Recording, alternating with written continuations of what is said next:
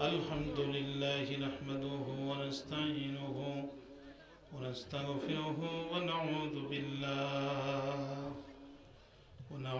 بالله من شرور أنفسنا ومن سيئات أعمالنا من يهد الله فلا مضل له ومن يضلله فلا هادي له ونشهد أن لا إله إلا الله وحده لا شريك له ونشهد أن سيدنا ومولانا محمدا عبده ورسوله الذي أرسله بالحق بشيرا ونذيرا وداعيا إلى الله بإذنه وسراجا منيرا فقد قال الله تعالى في كلامه المجيد والفرقان الحميد জবান খুলুন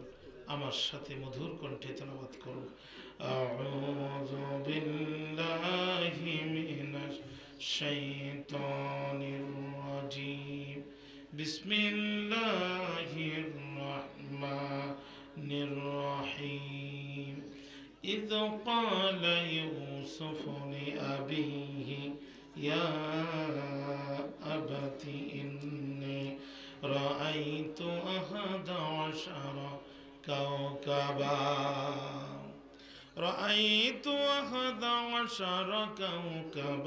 والشمس والقمر رأيتهم لي ساجدين صدق الله.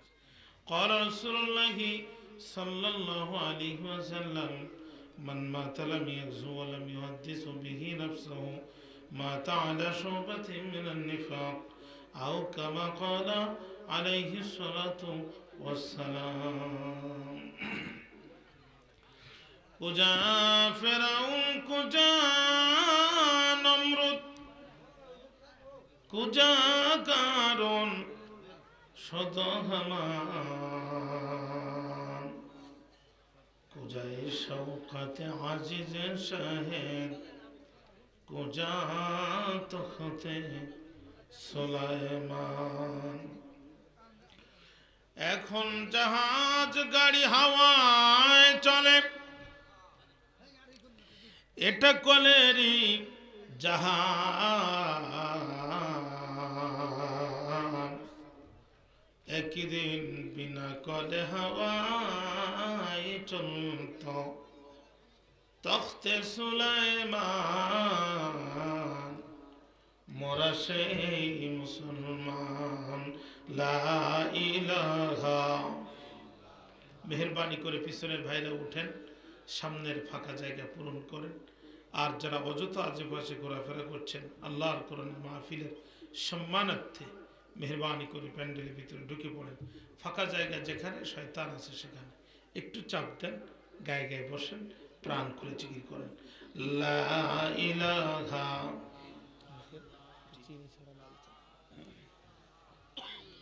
আপনাদের কষ্ট হচ্ছে? জিকিরের আওয়াজ শুনে বোঝা গেছে হুজুর ওয়াজ মাহফিল আর দরকার নাই, এখন একটা করে বালিশ হলে সুবিধা হয় নাকি বলেন? একটু মেহেরবানি করে জবানটা খুলে দেন, প্রাণ করে জিকির করেন লা ইলাহা. মাইকের আওয়াজ কই ভাই? ভিতরে হরেন দেন, ইকো বাড়ায় দেন জোরে লা ইলাহা ইল্লাল্লাহ.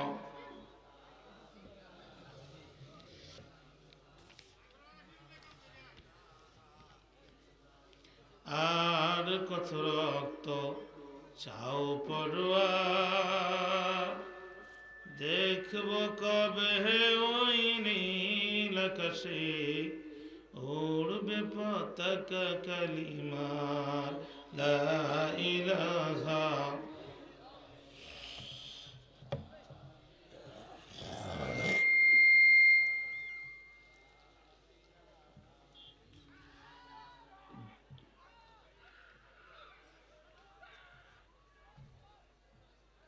জোরে লা ইলাহা,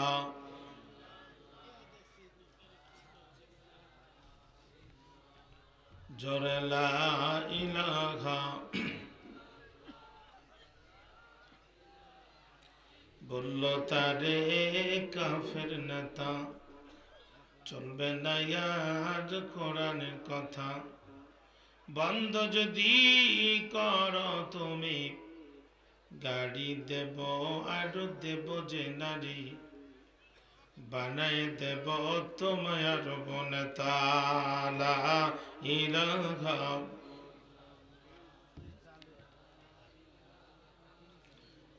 বললেন রাসূল কথা হলো ভুল, বললেন রাসূল কথা হলো ভুল, আমি হলাম আল্লাহর রাসূল।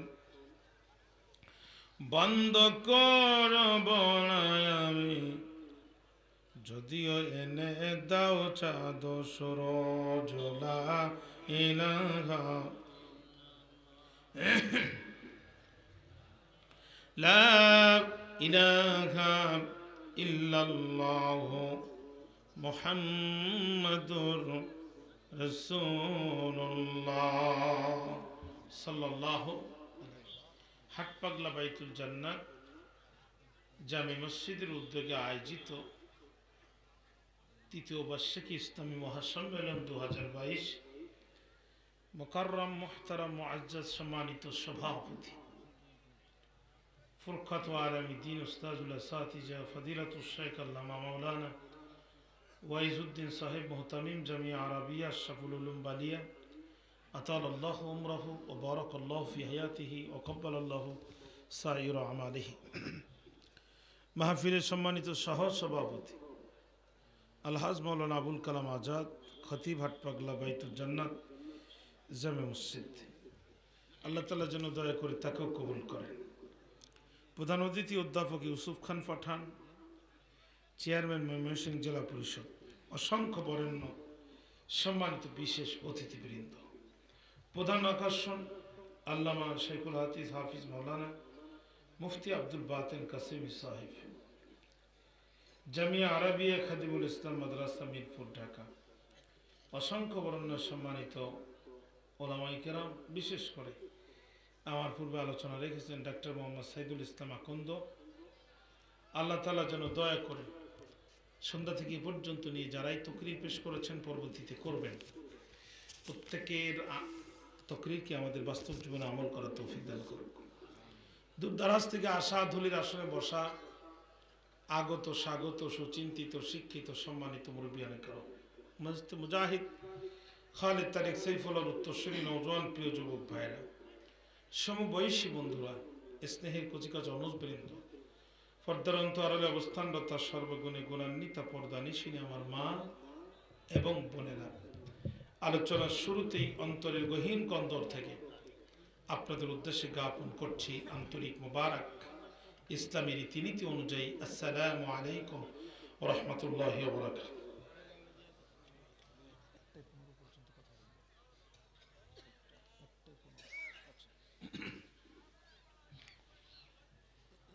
হৃদয়ের সবটুকু ভাব, আবেগ, প্রেম এবং অনুভূতি কণ্ঠের আগে উদিত করে আবেগ আর অনুপ্রাণিত কণ্ঠে অবনত মস্তকে প্রশান্ত চিত্তে কালিমাত শুকর আদায়ের লক্ষ্যে হৃদয় গর্ষিত সমস্ত ভক্তি, শরীরে সঞ্চিত সবটুকুন শক্তি একত্রিত করে নওজোয়ানের মতো নবসাদুল্যের মতো চিৎকার করে সকলে মিলে একবার বলছি আলহামদুলিল্লাহ। এই পাশে কি খেলা দেখে? মোবাইলে খেলা দেখে অনেক চিল্লাচ্ছে, আল্লাহ মাফ করুক আমাদের। দুরুদ সালাম বিশ্ব মানবতার মুক্তির মহান দেশারী, নির্যাতিত মানবতার নবী, বঞ্চিত মানবতার নবী, সাইয়্যিদুল মুরসালিন খাতিমুন নবীয়্যিন জনাব মুহাম্মদ রাসূলুল্লাহ। ফুটবল খেলার জন্য কোরআনের মাহফিলে লোক আসে না, পাশের ফুটবল খেলার আনন্দে কোরআনের মাহফিলে ডিস্টার্ব হয়। আজকে আমাদের মুসলিম জাতির অবস্থা কোন পর্যায়ে চলে গেছে আজকের এই মাহফিল এটা প্রমাণ করে। আফসোস, পরিতাপ ছাড়া কিছুই নাই। সামনে আমাদের ধ্বংস অনিবার্য যদি আমরা এখান থেকে ফিরে না আসতে পারি। আমি ভূমিকা ছাড়াই সরাসরি কথা বলতে চাই, যদি আপনাদের অনুমতি পাই। আপনারা কি রাজি আছেন ভাই?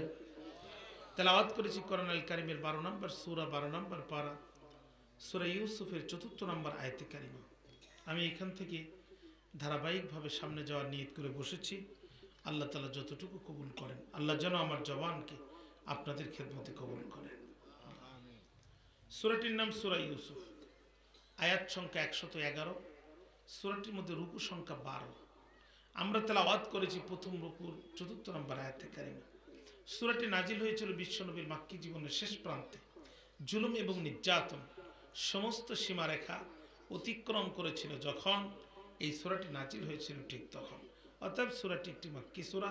আয়াত সংখ্যা সূরাটির মধ্যে 111, রুকু সংখ্যা 12, সূরাটি মাক্কি। এটি হচ্ছে সূরাটির সংক্ষিপ্ত পরিচিতি।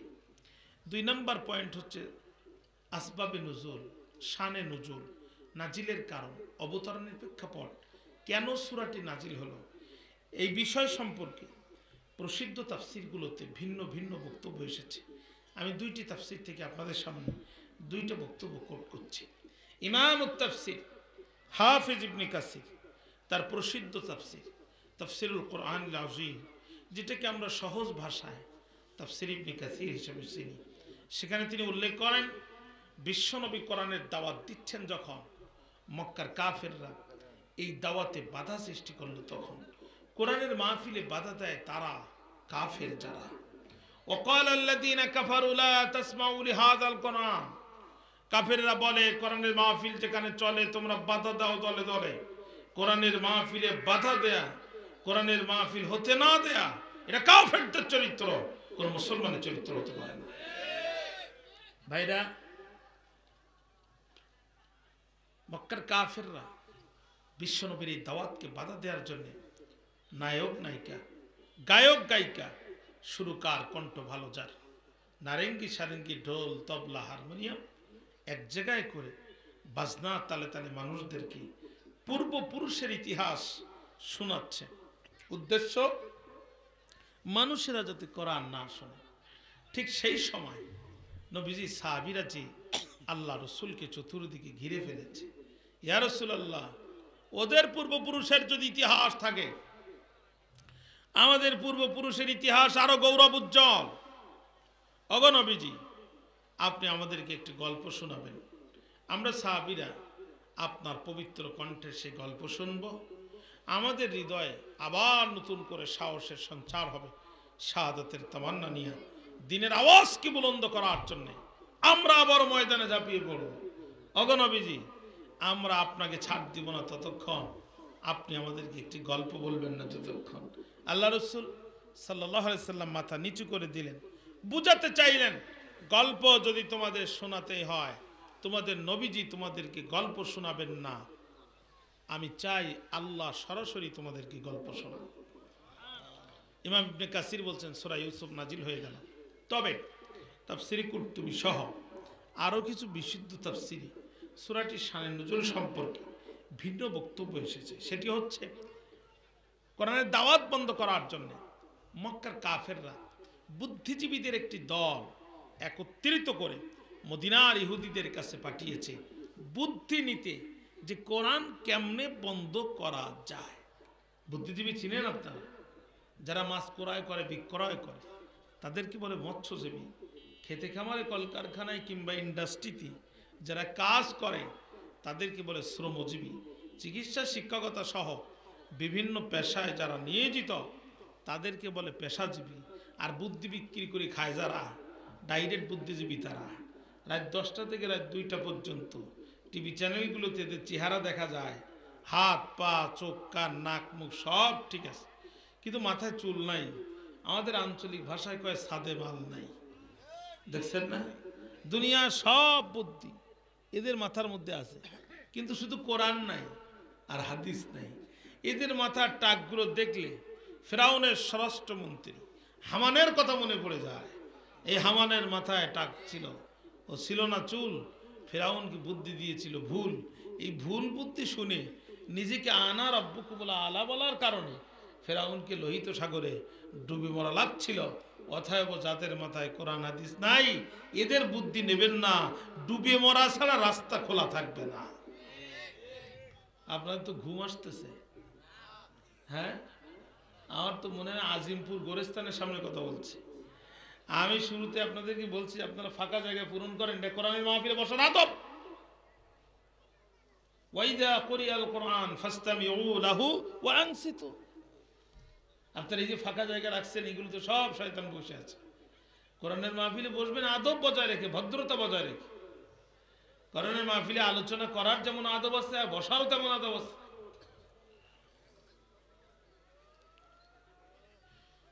আবার ভাইরা আমার বন্ধুরা, এই পিছনে যারা বিক্ষিপ্তভাবে বসে আছেন একটু সামনে আসেন, 10 মিনিট বসেন, কিন্তু আদব বজায় রেখে বসেন, অভদ্রভাবে বসেন না, এটিতে আমল নামে গুনাহ হবে। যারা এই আয়াত শোনার পরে উঠলো না এরা ডাইরেক্ট আল্লাহর কোরআনের আয়াতকে অবমাননা করেছে। এদের অন্তর অনেক শক্ত। একটা বিক্ষিপ্ত পরিবেশ থাকতে আমি আলোচনা শুরু করব না, সেই চিন্তা করেন না। এরপরে আমরা একটু তাকাই দেখবো যে কোন গ্রুপ উঠলো আর কোন গ্রুপ উঠলো না। ডাইনে বাই সামনে পিছনে সব চাপ দেন, ফাঁকা জায়গা পূরণ করে ভদ্রতার সাথে বসেন। শীতকাল এমনি একটা জায়গায় কিছুক্ষণ বসলে জায়গাটা এমন গরম হয় মনে হয় এই জায়গাটা আমারও ছিল, আমার বাবারও ছিল, একটু গরম হয় না? কিন্তু আল্লাহ কোরআনের আয়াত যারা মানবে, মুমিনের বৈশিষ্ট্য হচ্ছে সামিয়ানা ওয়াতান। এতগুলো মানুষ উঠলো, আপনাদের কি হলো ভাই? আপনারা শোনেন নাই? ফাঁকা জায়গা পূরণ করেন, সামনে চলে আসে, ক্লোজ করে আসে, সবাই একদম গায়ে গায়ে বসবেন। শীতকাল গায়ে গায়ে বসলে গরম লাগবে আর সওয়াব হবে, সাথে সাথে আল্লাহর কোরআন একটি আয়াতের আমল হবে। বাইরা বুদ্ধিজীবীদের একটি দল গেছে, আমার কথা দিয়ে কি আপনাদের মনোযোগ আছে? একটু কথা বলবেন, আছে? বুদ্ধিজীবীদের দল গেছে মদিনায় ইহুদিদের কাছে বুদ্ধি নিতে, কোরআন কেমনে বন্ধ করা যায়। যে বলছে আমাদের বাঁচাও, একটু চিনি ছাড়া লাল চা দেন আমাদের, বলছে আমাদেরকে বাঁচাও। কয় কেন, কি হয়েছে তোমাদের? বলছে আমাদের ঘরের সন্তান মোহাম্মদ নিজেকে নবী দাবি করেছে, আমাদের সন্তানরা খায় আমাদের ঘরে, ঘুমায় আমাদের ঘরে, আন্দোলনের সংগ্রাম করে মোহাম্মদের পক্ষে। পরিবেশ উত্তপ্ত সূর্যের সামনে জ্বলন্ত বালুর উপরে চিৎ করে শোয়ায়, বুকের পরে পাথর চাপা দিও, ইসলাম থেকে তাদেরকে দূরে রাখা যাচ্ছে না। পরিবেশ পরিস্থিতি যদি এভাবে চলতে থাকে, আগামী দিনে নেতৃত্ব কর্তৃত্ব কিছুই আমাদের হাতে থাকবে না, সব মোহাম্মদ এবং তার অনুসারীদের হাতে চলে যাবে। অতএব আমাদেরকে বাঁচাও।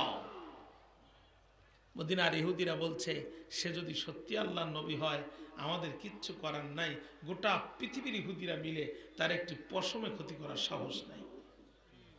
তবে আমরা ছোট্ট একটি অ্যান্টিবায়োটিক দিতে পারি, একটি ট্যাবলেট দিতে পারি, এইটা প্রয়োগ করে তোমরা দেখতে পারো যে আসলে সে আল্লাহর নবী কি নবী না। কি সে অ্যান্টিবায়োটিক? বলছে তাকে যে জিজ্ঞাসা করো বনি ইসরাইল বাস করতো ফিলিস্তিনি, একটু চিল্লায় বলেন কোথায়?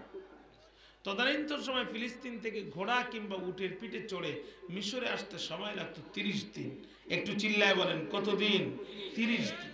তার কাছে যে প্রশ্ন করো বনি ইসরাইল কবে কখন কোন ঘটনার প্রেক্ষিতে ফিলিস্তিন থেকে স্থায়ীভাবে হিজরত করে মিশরে এসে বসবাস করলো, সে যদি আল্লাহর নবী না হয় এই প্রশ্নের উত্তর দেয়া তার জন্য অসম্ভব। তার কারণ আজ যখন আমরা সূরাটি আলোচনা করতে বসেছি, এই ঘটনা প্রবাহ 1 নয় 2 নয়, এখান থেকে 7000 বছর পূর্বের কথা।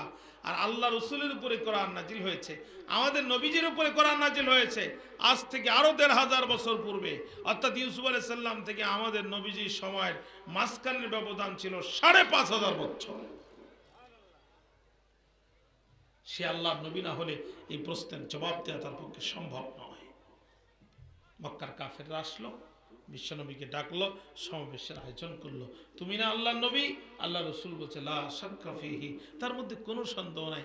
তাই যদি হয় তাহলে তুমি বলো বনি ইসরাইল কবে কখন কোন ঘটনার প্রেক্ষিতে ফিলিস্তিন থেকে স্থায়ীভাবে হিজরত করে মিশরে বসবাস করা শুরু করলো। আল্লাহর নবী ডাইরেক্ট মাথা নিচু করে দিলেন, তোদের প্রশ্নের জবাব মুহাম্মদ রাসূলুল্লাহ দেবে না। প্রশ্নের জবাব যদি দিতে হয় মুহাম্মদকে যিনি রসুল বানিয়েছেন সেই আল্লাহই তোদের প্রশ্নের জবাব দিবে। কিছুক্ষণ পর জিব্রাইল চলে আসলেন। আল্লাহ ডাক দিয়ে বললেন, জিব্রাইল আর করোনা দেরি, চলে যাও তাড়াতাড়ি। মক্কার কাফিররা আমার নবীকে প্রশ্ন করে অপমান করতে চায়। যা রে জিবরিল যা, আমি আল্লাহ মক্কার কাফিরদের প্রশ্নের জবাব আমার নবীর পক্ষ থেকে আমি নিজেই দিতে চাই। জিবরিল আমিন চলে আসলেন বিশ্ব নবীর কানে কানে। জিবরিল সূরা ইউসুফ বলছেন, জান্নাতি নবী জান্নাতি কণ্ঠ দিয়া সমাবেশের মধ্যেই সূরা ইউসুফের অপূর্ব তেলাওয়াত নবী আমার শুরু করেছেন।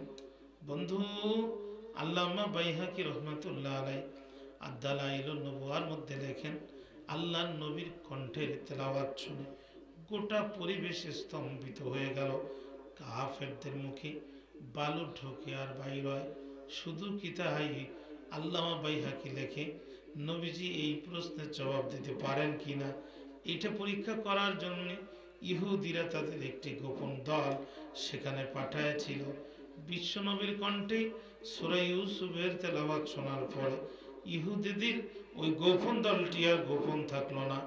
ওরা এতটাই আবেগে আপ্লবিত হয়ে গেল, সকলের সামনে দাঁড়িয়ে ইহুদি ধর্মের মুখে লাথি মেরে নবীজির হাতে হাত রেখে তারা কালেমা পড়ে ইসলাম গ্রহণ করল।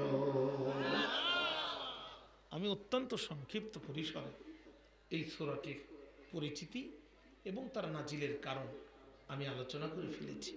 এখন আমি যদি আপনাদের অনুমতি পাই তাহলে একটু সামনে আলোচনায় যেতে চাই। আপনারা কি রাজি আছেন?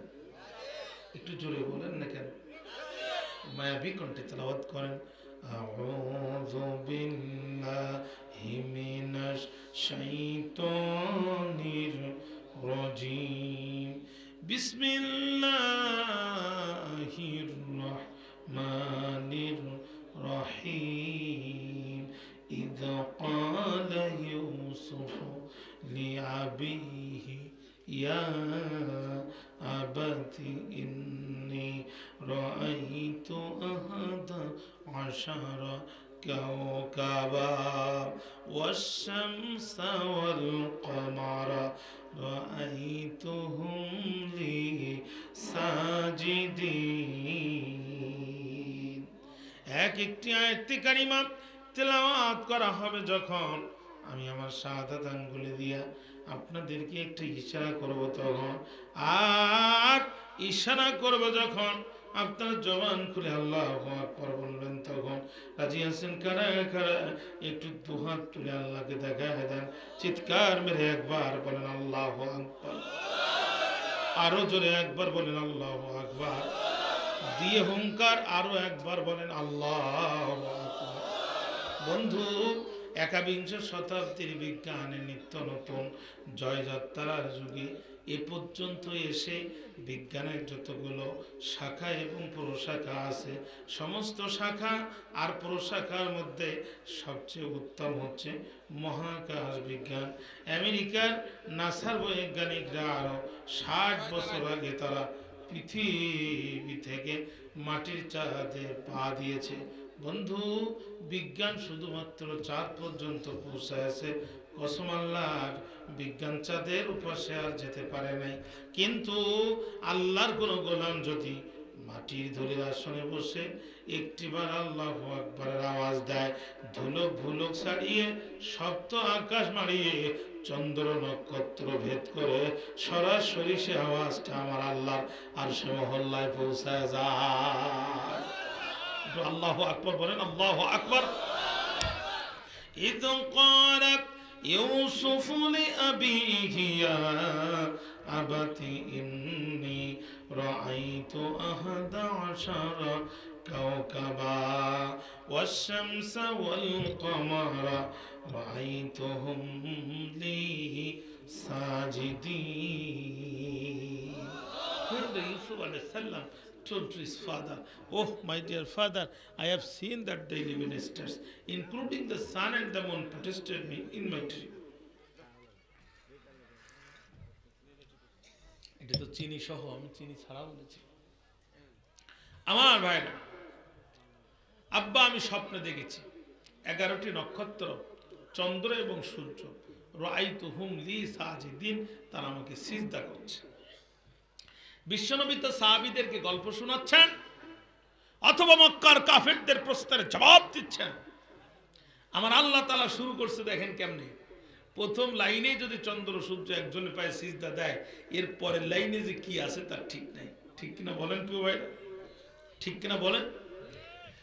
ইয়াকুব আলাইহিস সালাম কোনো কথা বললেন না। ক্বালা ইয়া বুনাইয়া লা তাকসুস রুইয়াকা আলা ইখওয়াতিকা ফায়াকিদু লাকা কাইদা ইন্নাশ শাইতানা লিল ইনসানি আদুউম Mubin. Oh my dear son, don't explain your dream with your brothers. হে আমার প্রিয় পুত্র, দেখেছো যাহা ভাইদের সাথে বলো না তাহা। Because something is known as jealousy. হিংসা বলে একটা জিনিস আছে না নাই? একজন যখন আগায় সবাই তারে ধরে পিছায়, তুমি এই কথা বলবে যখন, ফায়াকিদু লাকা কাইদা, তোমার বিরুদ্ধে তারা চক্রান্ত করবে তখন। তবে আমি তোমার বাবা আল্লাহর নবী, আমার বাবা আল্লাহর নবী, এই দীর্ঘ প্রাপ্ত নবুয়তের সঞ্চিত অভিজ্ঞতার আলোকে আমি তোমার স্বপ্ন সম্পর্কে মন্তব্য করব তিনটা। একটু চিল্লায় বলেন কয়টা? তিনটা। এক নাম্বার, ওয়াকাযালিকা ইয়াজতাবিকা রাব্বুকা, তুমি স্বপ্ন দেখেছো যেভাবে তোমার আল্লাহ তোমাকে কবুল করবেন ঠিক সেভাবে। দুই নাম্বার, ওয়া ইউআল্লিমুকা মিন তাউইলিল হাদিস, তোমার আল্লাহ তোমাকে এমন জ্ঞান তোমার সিনার ভিতরে দান করবে, পৃথিবীর যত মানুষ যত জটিল এবং কঠিন স্বপ্ন দেখবে তুমি তার ব্যাখ্যা বলে দিতে সক্ষম হবে। নাম্বার তিন, ওয়া ইউতিম্মু নি'মাতাহু আলাইক, আল্লাহ তার নিয়ামতকে তোমার জন্য পরিপূর্ণ করে দিবেন। অর্থাৎ এই নিয়ামতের ব্যাখ্যায় মুফাসসির কিরামগণ তাদের তাফসিরে উল্লেখ করেন, আল্লাহ পাক হযরত ইউসুফ আলাইহিস সালাম, হযরত ইয়াকুব আলাইহিস সালাম তার সন্তানকে বোঝাতে চাইলেন যে আল্লাহ পাক তোমাকে আমার পরবর্তীতে নবী বানায় দিবেন। জোরে বলেন আল্লাহু আকবার। কিন্তু দেখেছো যাহা ভাইদের সাথে বলবে না তাহা। আমাদের আঞ্চলিক ভাষায় একটা কথা আছে, দেয়ালেরও কান আছে। দেয়ালেরও। পিতা পুত্র কথোপকথন চলতেছিল যখন ইউসুফ আলাইহিস সালামের মেজ ভাইয়ের স্ত্রী সম্পর্কে নবী ইউসুফের মেজ ভাবি দেয়ালের আড়াল থেকে এই গল্প শুনলো, তখন 10 ভাই অক্লান্ত পরিশ্রম করে বাড়িতে আসলো। যখন বিশ্বের সেরা মহিলা গোয়েন্দা রিপোর্ট লাগাই দিল, তখন তোমাদের বাবা তো ইউসুফ ছাড়া কিছুই বোঝে না। এরপরে ঘটে গেছে নতুন ঘটনা, এই ঘটনা সম্পর্কে তোমরা কিছুই জানো না, আমার কাছে শুনবা। আহাদা সারা কাউকাবা, 11টি নক্ষত্র বলে ইউসুফের সিজদা দেয়। ইউসুফ বাদে তোমরা কিন্তু 11 ভাই, অতএব সামনে যে দিন আসতেছে তোমাদের রক্ষা নাই। ইউসুফ এই দেশের প্রেসিডেন্ট হবে আর তোমাদের সাধারণ কর্মচারী হয়ে থাকতে হবে। 10 ভাই এই কথা শুনে কাল বিলম্ব করলো না, চিন্তা করলো এখন ইউসুফের বিরুদ্ধে সিদ্ধান্ত নিতে হবে। বসে চিন্তা করছে কারোর বিরুদ্ধে যদি সিদ্ধান্ত নিতে হয় তাহলে তার অতীত জীবনের ব্যাকগ্রাউন্ডটা একটু খুলতে হয়। ওরা বলছে দেখো তো দেখি এই দেশ স্বাধীন হয়েছিল যখন ইউসুফ কি বিরোধিতা করেছিল? তখন কয় না, করে নাই। বোঝা গেল ইউসুফ স্বাধীনতা বিরোধী না। মানুষের বাড়িতে আগুন জ্বালাইছিল যারা, ইউসুফ আলাইহিস সালামের লোকজন কি ছিল? তারা কয় না, তাও তো ছিল না। বোঝা গেল সে মানবতা বিরোধী না। দুর্নীতির সাথে তার সম্পর্ক নাই, টেন্ডারবাজির সাথে তার সম্পর্ক নাই, চাঁদাবাজির সাথে তার সম্পর্ক নাই। ভাইরা তখন বলছে এমন পুত পবিত্র চরিত্রবান একটি মানুষের বিরুদ্ধে কিসের ভিত্তিতে তোমরা সিদ্ধান্ত নিতে চাও? ভাইরা সেদিন বলছে দেখো ইউসুফ টেন্ডারবাজি করে না, চাঁদাবাজি করে না, সন্ত্রাস নৈরাজ্য মারামারি হানাহানি কাটাকাটির সাথে ইউসুফের ন্যূনতম কোনো সম্পর্ক নাই। কিন্তু ইউসুফের একটা মারাত্মক অপরাধ আছে। কি সেই অপরাধ? ভাইরা বলল ইয ক্বালু লা ইউসুফু ওয়া আখুহু আহাব্বু ইলা আবিনা মিন্না ওয়া নাহনু উসবা ইন্না আবানা লাফি দালালিম মুবিন। ইউসুফ টেন্ডারবাজি করে নাই, চাঁদাবাজি করে নাই, সন্ত্রাসী কর্মকাণ্ড করে নাই, কিন্তু ইউসুফ এবং তার ভাই বিনিয়ামিন আহাব্বু ইলা আবিনা মিন্না, আমাদের থেকে আমাদের বাবার কাছে সর্বাধিক জনপ্রিয়। আহাব্বু ইসমে তাবদিলে সিগা, ইংরেজিতে বলে সুপারলেটিভ ডিগ্রি। আহাব্বু ইলা আবিনা মিন্না, আমাদের থেকে আমাদের বাবার কাছে সর্বাধিক জনপ্রিয়। অর্থাৎ বোঝা গেল কারোর থেকে কারোর জনপ্রিয়তা বেশি হওয়াটা একটা অপরাধ। কথা কেন বলছেন না প্রিয় ভাই? হিসাব কষে দেখেন, একবারে খাপের খাপ মুমতাজের বাপ মিলে যাওয়ার পরে বুঝতে পারবেন কতটা লোকসান আর কতটা লাভ।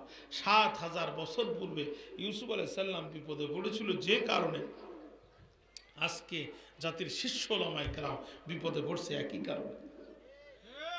কথা বলেন প্রিয় ভাই, একই কারণ, একই কারণ, একই কারণ, কোনো অপরাধ নয়। আলেমরা টেন্ডারবাজি করে না, চাঁদাবাজি করে না, সন্ত্রাস করে না, ডাকাতি করে না। থানায় যে কোনো অপরাধীদের তালিকায় আলেমদের নাম খুঁজে পাবেন না। তারপরও আলেমরা আজকে নির্যাতনের শিকার। কেন? দিন যতই যাচ্ছে আলেমদের প্রতি এ জাতির সম্মান বৃদ্ধি পাচ্ছে। অতএব সামনের সময় আলেমদেরই সময়। ৭,০০০ বছর পূর্বে ইউসুফ আলাইহিস সালাম বিপদে পড়েছিল, যে কারণে আজকের গোটা আলেম সমাজ বিপদে পড়েছে, ঠিক একই কারণে, কোনো কথা নয়। এখন ভাইরা বলছে ইউসুফের বিরুদ্ধে কি সিদ্ধান্ত নেওয়া যায়? প্রথম কথা হচ্ছে ও কতলু ইউসুফা, ওরে ডাইরেক্ট হত্যা করো। ডাইরেক্ট কি করো? হত্যা করো, মানে ক্রস ফায়ার দিয়ে। ২ নম্বর আউইত রাহু হু আর দাও, অথবা দূরে কোথাও ফেলে দাও। আমি মিশরে যে গল্প শুনলাম, আফ্রিকার মানুষেরা খুন করতে জানে কিন্তু গুম করতে জানে না। এই বাঙালি যে ওদেরকে গুম করা শিখিয়েছে। কথা বোঝেন না? কি জাত এইটা? সিঙ্গাপুরে জুতা পালিশ করার জন্য মেশিন আছে, মুচি নাই। আমাদের দেশে যেমন মুচিতে জুতা পালিশ করে, সিঙ্গাপুরে মেশিনে জুতা পালিশ করে। তো বাঙালি যে মেশিনে জুতা ঢুকায় দেয়, জুতা পালিশ হয়ে বাইর হয়, ভিতরে ডলার দিতে হয়। বাঙালি যে জুতা ঢুকায় দিয়ে দেখে জুতা বাইর হয়ে যায়। বাঙালি ফতুয়া আবিষ্কার করছে, যেখানে মানুষ নাই ওখানে টাকা দেওয়া জায়েজ নেই। এখন শুধু জুতা ঢুকায়, পালিশ হয়ে বাইর হয়, বাঙালি পায়ে দিয়ে হেঁটে যায়। এই কোম্পানিগুলোর মালিক যারা, মাস শেষে বক্সগুলো ওপেন করে দেখলো তারা জুতা পালিশ হতো ৩০,০০০ জোড়া, মাগার ভিতরে মাল নাই। এই কাম করছে কারা? এটা ধরার জন্য তারা নিয়োগ করলো সিসি ক্যামেরা। সিসি ক্যামেরায় পড়লো ধরা বাঙালি যারা এই মহান কাম করেছে তারা। কথা বোঝেন নাই? এখন ওরা চিন্তা করলো বাঙালি যতদিন এই দেশে আছে ততদিন এই দেশে জুতা পালিশের ব্যবসা সম্ভব না, আবার এত বাঙালি এক জায়গায় করে দেশে ফেরত পাঠানো সম্ভব না। ওরা কঠিন মুসিবতে পড়ে গেল। কি করা যায়? ওরা সফটওয়্যার ইঞ্জিনিয়ারদেরকে ডাক দিল, দিয়ে বলছে এমন একটা সফটওয়্যার আবিষ্কার করো যাতে বাঙালিও আমার দেশে থাকে, আবার জুতা পালিশের ব্যবসাটাও চলে। বাঙালিও আমাদের দেশে থাকে, জুতা পালিশের ব্যবসাটাও চলে, এমন একটা সফটওয়্যার আবিষ্কার করো। আমার ভাইরা, আমার বন্ধুরা, ওরা অক্লান্ত পরিশ্রম করে একটা সফটওয়্যার আবিষ্কার করলো। জুতা একটা দিবেন, পালিশ হয়ে বাইর হবে। দ্বিতীয়টা দিবেন, পালিশ হবে কিন্তু বাইর হবে না ততক্ষণ, ভিতরে ডলার দিবেন না যতক্ষণ। বাঙালি কয় সামান্য বুদ্ধি দিয়া আমাদেরকে আটকাতে পারবা না। বাঙালি এক মেশিনে জুতো একটা দেয়, পালিশ হয়ে বাইর হয়, আর দ্বিতীয় জুতো ওই মেশিনে দেয় না। ও কিছু দূর হেঁটে যে আরেকটা নতুন মেশিনে আরেকটা জুতো দেয়, ওখান থেকে বাইর হয়। ২ মেশিন থেকে ২ জুতো পায়ে দিয়ে বাঙালি বীরের মতো হেঁটে যায়। বলছিলাম না ভাই, এদের কাছে অসম্ভব বলে কোনো জিনিস নেই, এদের কাছে সব সম্ভব। এরা ৩.৫ মাইল দূর থেকে ধর্ষণ দেখতে পায়, কি চোখ এদের! কথা বোঝেন নাই? ইউসুফ আলাইহিস সালামের বিরুদ্ধে সিদ্ধান্ত ২টা। ১ নম্বর উকতুলু ইউসুফা, ডাইরেক্ট হত্যা করো, মানে ক্রস ফায়ার দিয়ে দাও। আউইত রাহু হু আর দাও, অত দূরে কোথাও ফেলে দাও, মানে গুম করে ফেলো। قال قائل منهم لا تقتلوا يوسف والقوه في غيابة الجب। এই ভাইদের ভিতরে একজন ছিল যে বলল, খবরদার, যা ভেবেছো তা না, অতগুলো গুড় হাফ কেজি না, ইউসুফকে যা মনে করেছো তা না। ইউসুফের ভক্ত এই দেশের খেতে খামারের কৃষক থেকে শুরু করে মন্ত্রণালয় সচিবালয় পর্যন্ত এমন কোন সেক্টর নয় যেই সেক্টরে ইউসুফের ভক্ত নাই। আমরা যদি ইউসুফকে হত্যা করি আর এই জাতি যদি জানতে পারে, পালানো তো দূরের কথা, পালানোর জন্য এক পা সোজা করে দাঁড়ানোর সুযোগ এই জাতি আমাদেরকে দেবে না। অতএব ডাইরেক্ট ইউসুফকে হত্যা করা যাবে না। কি করতে হবে? ও আলকুহু ফি গয়াবাতিল জুব্বি, ইউসুফকে গভীর কূপের মধ্যে ফেলে দাও। ইউসুফ কূপের মধ্যে পড়ে মারা যাবে। ইউসুফ এমনিতেই সাইজ হয়ে যাবে। ভাইরা চিন্তা করলো, ঠিক আছে, তাহলে ইউসুফ এখন কোথায়? আব্বা যেথায় ইউসুফ সেথায়। বাবা হচ্ছে সন্তানের জন্য সকল অধিকার বাবার কাছে সন্তানের জন্য সমান।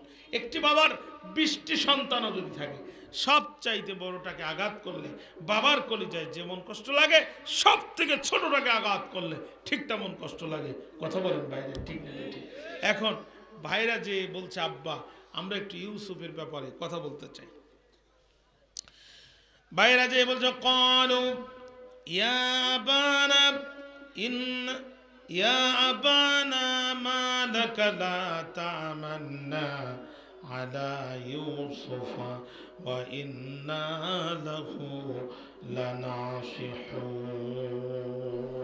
আল্লাহু আকবার বলেন, আল্লাহু আকবার বলেন, আরো একবার বলেন আল্লাহু আকবার।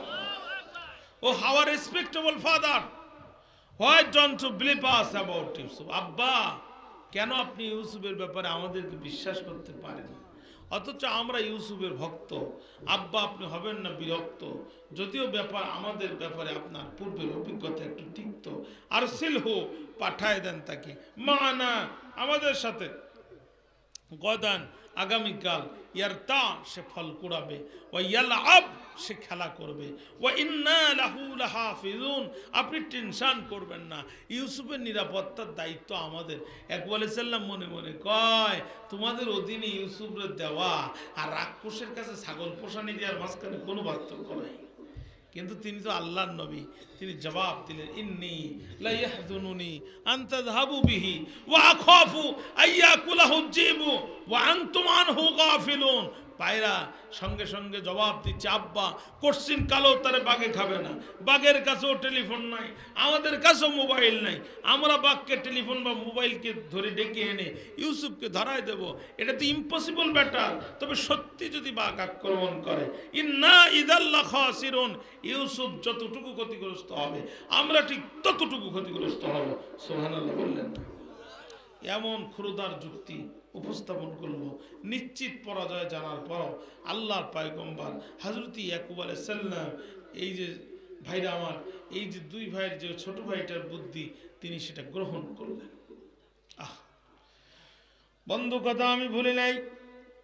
একান্ত আপনজনেরা আমার, সম্মানিত ভাইরা আমার, হযরত ইয়াকুব আলাইহিস সালাম সন্তানদের হাতে ইউসুফের দায়িত্ব দিলেন যখন, বাবার সামনে ছিল যতক্ষণ, সন্তানরা ইউসুফ আলাইহিস সালামকে কোলের মধ্যে নিয়ে আতর মাথার মধ্যে নিয়ে চুমা দিচ্ছিল তখন, কিন্তু যেই বাবার সামনে থেকে চলে গেল কোলের সন্তান ইউসুফ আলাইহিস সালামের অন্য ভাইরা ইউসুফ আলাইহিস সালামকে একটা লাথি দিয়া মাটির সাথে আমার ভাইরা ফেলে দিল।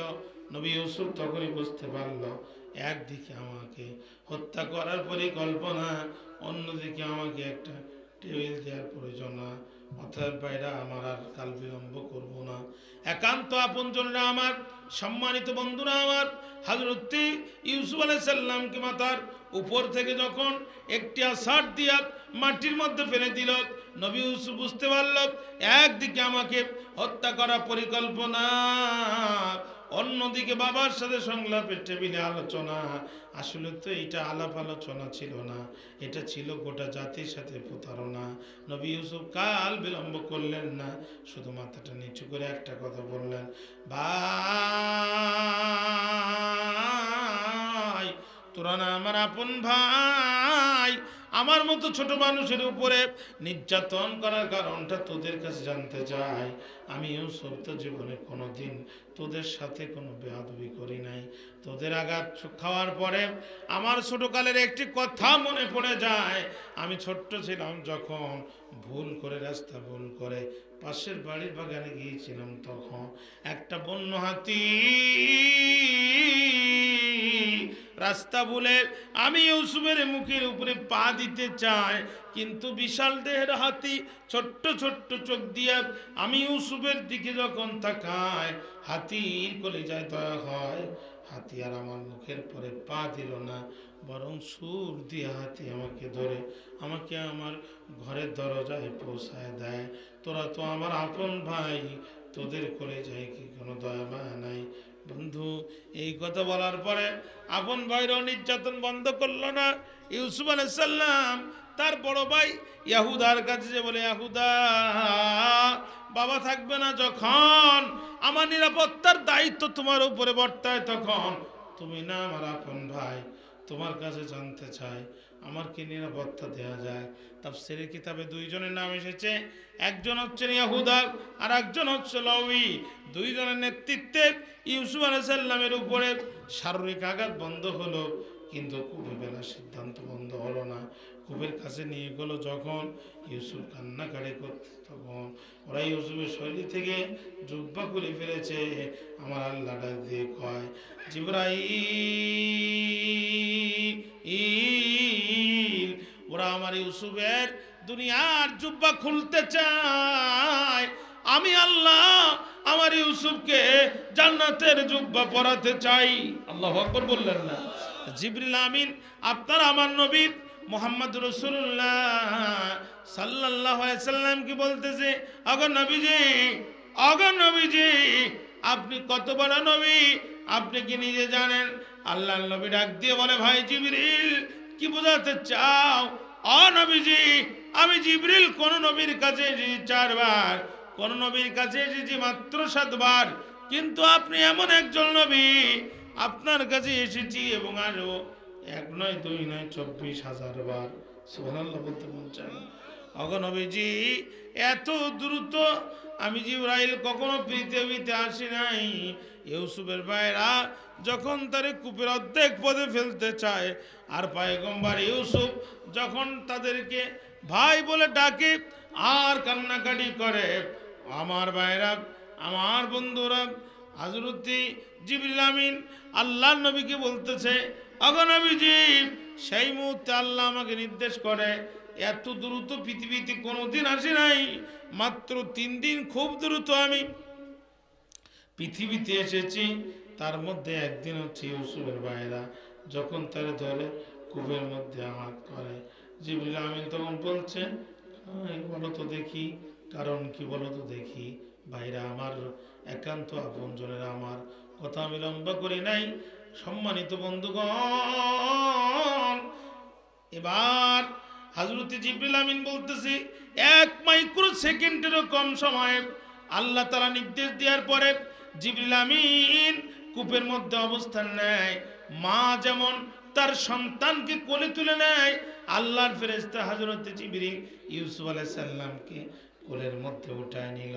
জিবরিল ইউসুফ আলাইহিস সালামের হাতের দড়ি খুলে দিল, জিবরিল ইউসুফ আলাইহিস সালামের পায়ের বেড়ি খুলে দিল, জিবরিল ইউসুফ আলাইহিস সালামের চোখের পানি মুছায় দেয়, আর ডাক দিয়ে বলে, পয়গম্বর কাঁদবেন না, আপনার চোখের পানি আর পৃথিবী নিতে পারে না। আমি জিবরিল চলে এসেছি, সপ্তম আসমান আমি দেখেছি প্রত্যেকটি ফেরেশতার চোখে পানি, অথবা আপনি আর কাঁদবেন না। আপনাকে সান্ত্বনা দেওয়ার মতো ভাষা আমি জিবরিলের নাই। শুধু এতটুকু বলতে চাই, এই দিন নয়, আরো দিন আছে, এই দিন নিয়ে যাবে সেই দিনের কাছে। আজ যারা চূড়ান্ত জুলুম করে, চূড়ান্ত নির্মম জুলুম করে আপনাকে গভীর কূপের মধ্যে ফেলে দিয়েছে, এমন একদিন আসবে এরা মাথা নিচু করে আপনার কাছে ক্ষমা চাইতে বাধ্য হবে। অতএব ভাইরা আমার, জুলুম করবেন না, ইমাম হয়ে মুসল্লিদের উপরে জুলুম করবেন না, মুসল্লিরা ইমাম হয়ে জুলুম করবেন না, চেয়ারম্যান হয়ে ইউনিয়নবাসীর উপরে জুলুম করবেন না, ইউনিয়নবাসীরা চেয়ারম্যানের উপরে জুলুম করবেন না, রাষ্ট্রনায়ক হয়ে জনগণের উপরে জুলুম করবেন না, জনগণ আবার উল্টা রাষ্ট্রনায়কের উপরে জুলুম করবেন না। রাসূলুল্লাহ বলেন, 2টা অপরাধের হিসাব আল্লাহ তাআলা কিয়ামত পর্যন্ত বাকি রাখেন না, দুনিয়াতেই তার হিসাব মিটায় দেন। 1 নাম্বার হচ্ছে আজ-জুলুম, 2 নাম্বার হচ্ছে আল-উকুফ। 1 নাম্বার হচ্ছে অত্যাচার, 2 নাম্বার হচ্ছে পিতামাতার সাথে বেয়াদবি। এই 2টা অপরাধের হিসাব আল্লাহ তাআলা পরকালের জন্য বাকি রাখেন না, দুনিয়াতেই তার হিসাব মিটায় দেয়। এই জন্য জুলুম করবেন না। জুলুম বড় ভয়াবহ অপরাধ। এই পৃথিবীতে যারাই জুলুম করেছে আল্লাহ তাআলা জুতা পিটা করে তাদেরকে মাটির সাথে মিশিয়ে দিয়েছে। ফেরাউন জুলুম করেছিল, আল্লাহ তাআলা চুবায় চুবায় শুটকি বানায় দিয়েছে। নমরুদ জুলুম করেছিল, আল্লাহ জুতা পিটা করে পৃথিবী থেকে বিদায় করে দিয়েছে। এই পৃথিবীতে যারাই জাতির উপরে জুলুম করেছে আল্লাহ চরম বেইজ্জতি করে জুতা পিটা করে পৃথিবী থেকে বিদায় দিয়েছে। অতএব জুলুম করবেন না। জুলুম বড় ভয়াবহ অপরাধ, জুলুম বড় ভয়াবহ অপরাধ, জুলুম বড় ভয়াবহ অপরাধ। মাজলুম আর আল্লাহর মাঝখানে কোনো পর্দা থাকে না। সেই কথা জিবরিল আমিন হযরত ইউসুফ আলাইহিস সালামকে বোঝাচ্ছে, আপনি টেনশন করবেন না, এই দিন নয় আরো দিন আছে। এখন ভাইরা ইউসুফ আলাইহিস সালামকে কূপের মধ্যে ফেলে দিল। আমি জানতে চাই আপনাদের কি মনোযোগ আছে ভাই? আমার কথার দিকে মনোযোগ আছে?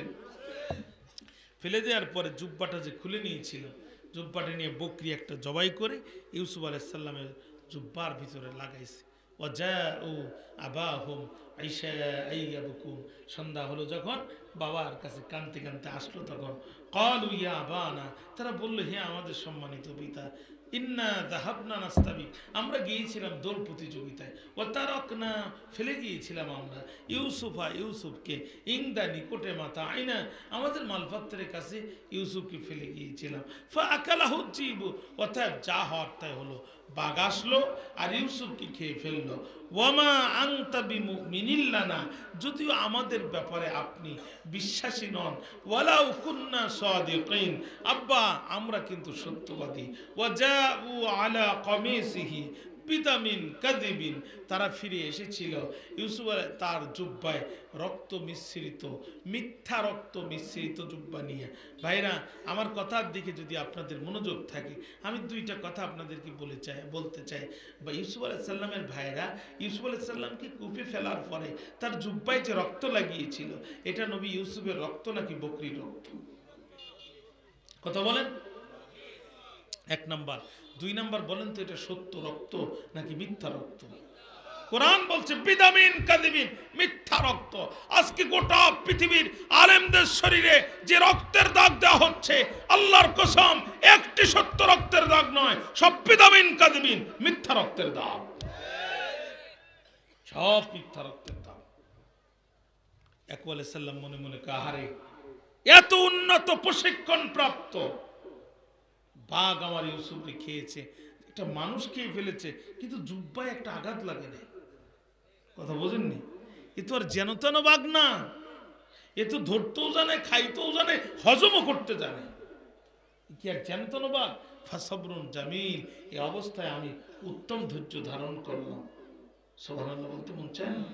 আল্লাহ তুমি আমার ইউসুফকে সহ গোটা জাতিকে এই জাতীয় বাঘ থেকে হেফাজত করো। আমাদের আঞ্চলিক ভাষায় একটা কথা কয়, যেখানে বাঘের ভয় ঠিক সেখানেই রাত হয়। কাফেলার লোকজন ব্যবসা করে কিনারের বর্ডার হয়ে মিশরে যাচ্ছিল, যখন কূপের কাছে আসলো তখন, আর কূপের কাছে আসলো যখন পানি পিপাসা লাগলো তখন, আর পানি পিপাসা লাগলো যখন আমার ভাইরা পানির পাত্র কূপের মধ্যে ঢোকায় দিল তখন, বন্ধুরে ওরা পানির পাত্র বালতি কূপের মধ্যে ঢুকায় দেয়। আল্লাহর ফেরেশতা জিবরিল হযরত ইউসুফ আলাইহিস সালামকে তুলে বালতির মধ্যে বসায় দেয়। ওরা যখন বালতি টান দেয় আর নবী ইউসুফের চেহারার দিকে তাকায়, মনে করে মানুষ না, এ যেন পূর্ণিমার বিশ্বচির চাঁদ উঠে আসতেছে। ওরা চিৎকার দিয়ে বলে, ক্বালা ইয়া বুশরা হাযা গুলাম, ওরা চিৎকার করে বলে, আহারে পানি নেওয়ার জন্য পাত্র দিলাম, কত চমৎকার গোলাম পেলাম। আয়াতের ব্যাখ্যা ইমাম ইবনে কাসির বিশ্ব নবীর মেয়ারাজের রাতের ঘটনা এনেছে। নবীজি আমার মেয়ারাজ থেকে ফিরে আসছে, এসে আম্মা আয়েশাকে বলছে, আয়েশা রে, হে আমার প্রেম জামিনী, হে আমার প্রেম কামিনী, হে আমার জীবন সঙ্গিনী, ও আমার মধুর ভাসিনী আয়েশা, আল্লাহ তাআলা আমাকে মেরাজের রাত্রে জান্নাত দেখিয়েছে, জাহান্নাম দেখিয়েছে। অসংখ্য নবীদের সাথে আল্লাহ আমার সাক্ষাতের সুযোগ করে দিয়েছে। আয়েশা রে, আমার ভাই ইউসুফের সাথে আল্লাহ আমার সাক্ষাতের সুযোগ করে দেওয়া হয়েছে। রে আয়েশা, ইউসুফের চেহারা দেখে আম্মা আয়েশা বলে, ওগো নবীজি, আনতা ইমামুল আম্বিয়া, আপনি তো নবীদের নেতা, একজন সাধারণ পয়গম্বরের সাথে আপনার সাক্ষাৎ হয়েছে, এই কথাটা আপনি বারবার কেন বলছেন? আল্লাহর নবী ডাক দিয়ে বলে, আয়েশা রে, আমি নবী তুমি নবী না, আমি যা জানি তুমি তো জানো না। আমার ভাই পয়গম্বর ইউসুফের সাথে আমি মুহাম্মাদের সাক্ষাৎ হয়েছে, ইউসুফের চেহারাটা দেখে আমার মনে হয়েছে গোটা পৃথিবীর অর্ধেক রূপ সৌন্দর্য বুঝিয়ে আল্লাহ ইউসুফের চেহারার মধ্যে ঢোকায় দিয়েছে। গোটা পৃথিবী দেখতে যত সুন্দর, ইউসুফ একা তার অর্ধেক সুন্দর। জোরে কন্যা সুবহানাল্লাহ। আমার ভাইরা বলতে পারেন, হুজুর আমাদের নবীর চেহারা কেমন ছিল? আম্মা আয়েশা ডাক দিয়ে বলে, ও মদিনার মেয়েরা, ও মদিনার মেয়েরা, তোমাদের ঘরে সূর্য কখন উঠে? মদিনার মেয়েরা বলে, আয়েশা গো, ফজরের নামাজের পরে পূর্ব দিগন্তে রক্তিম সূর্য উদিত হয় যখন, আমাদের ঘরে সূর্যের আলো প্রবেশ করে তখন। আম্মা আয়েশা ডাক দিয়ে বলে, ও মদিনার মেয়েরা, তোমাদের ঘরে সূর্য ওঠে ফজরের পরে, আর আমার ঘরে সূর্য ওঠে রাতে ঈশার নামাজের পরে। দুজাহানের পয়গম্বর ঈশার নামাজের ইমামতি করে যখন আমি আয়েশার ঘরে ঢুকে যাই, পূর্ণিমা রবি শশীর চাঁদের আলোর মতো আমার ঘরটা আলোকিত হয়ে যায়। আল্লাহু আকবার বললেন না প্রিয় ভাই?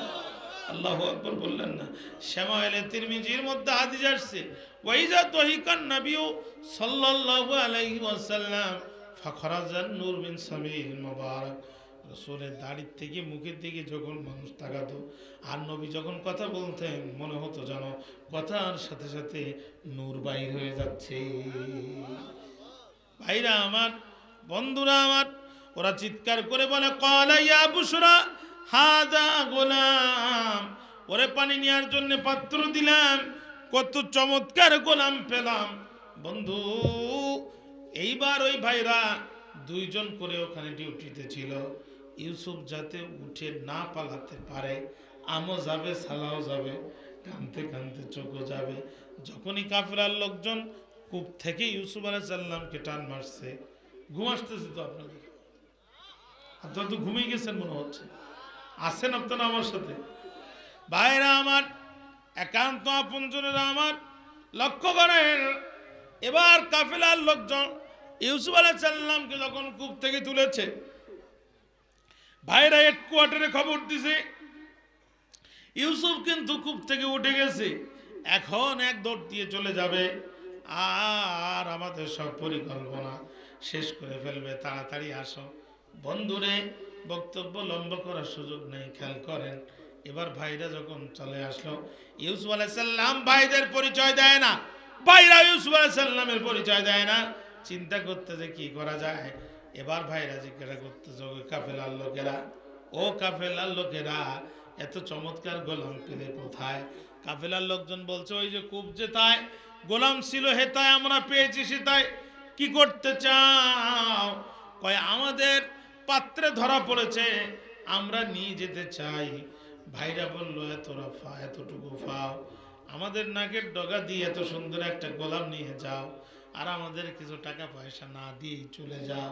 এই গোলাম যদি নিতে চাও আমাদের কিছু মাল পানি দাও। কাফেলার লোকজন বলছে, তোমরা কারা?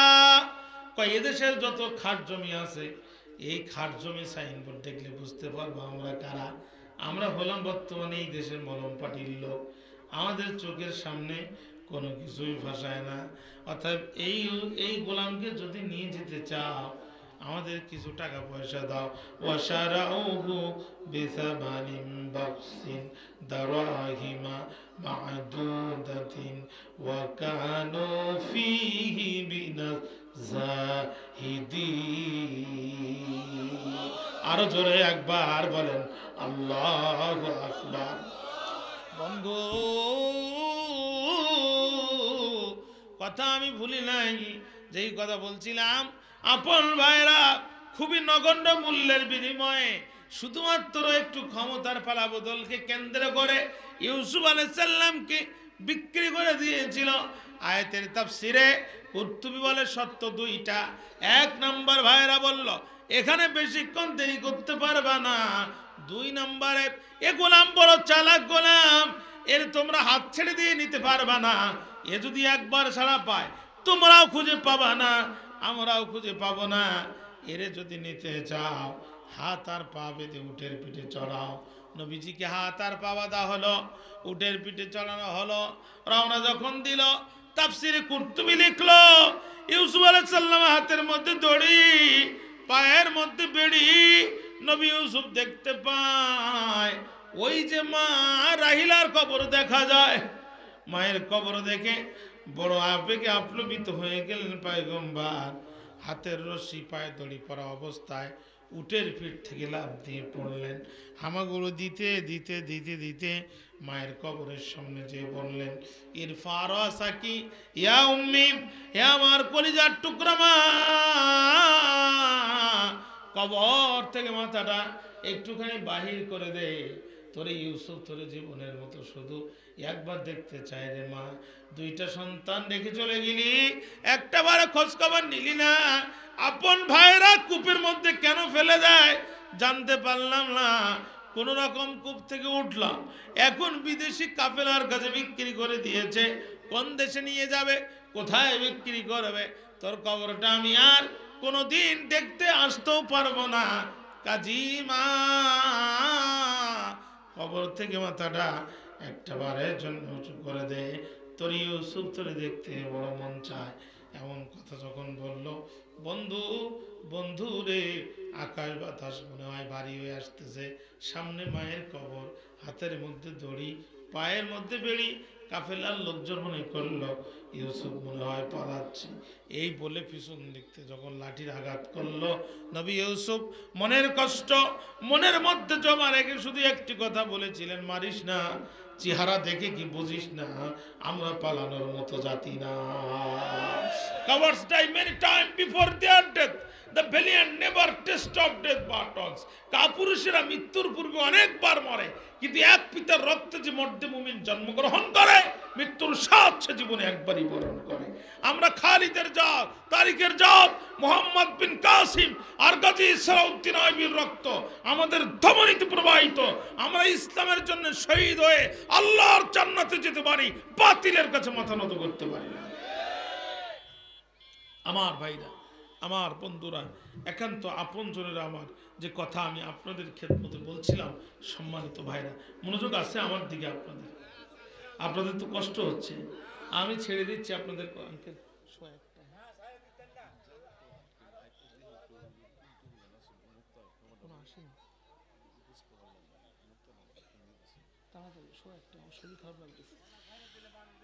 আমার ভাইরা মনোযোগ আছে আমার দিকে, মনোযোগ আছে আমার দিকে। আপনাদের কষ্ট হচ্ছে তো মনে হয় আপনাদের।